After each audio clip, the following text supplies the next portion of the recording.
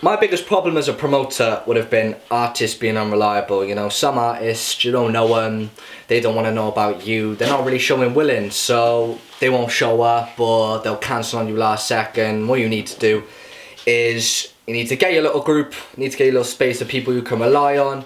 And you know, if you're going to ask them to be there, they're going to say when and where, no questions asked. That's the best thing you need to do as a promoter, and that's what got me in with Valley Events. Event Entrepreneurs is a community, you know, it shows me that there are people out there willing to do what me and Valley Events do. It's nice to see people who want to do events. It's a great thing because there's not much of it. You know, as far as I know, there's replay events, Valley events, and there might be a couple of underground ones, but there's not enough. So it's good to see people hop in from music into event organising. It's just great to see. 3 key things that I've learned is how to promote an event properly. When we did Take Flight in Swansea, all 3 of us went out into Swansea, started handing out flyers, engaging with people. And what I noticed most was Moe's was on the lineup, and a lot of people noticed Moe's, and we wouldn't have known this, and we probably would have brought in a lot less of a crowd if we didn't go out and engage with the audience. Second thing is money. Now, don't get me wrong, we do it for the love of music, but everyone wants to make a bit of money on the sides, and Valley Events gave me the opportunity to start making money without a doubt, without a worry. I knew I was getting paid.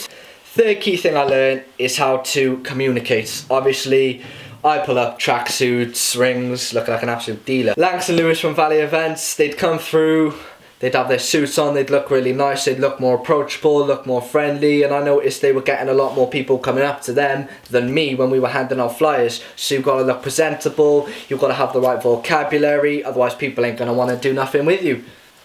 Event Entrepreneurs has introduced me to a lot more organisers, companies. For example, if it wasn't for Event Entrepreneurs, I wouldn't have signed up for Immersed again, because I performed last year.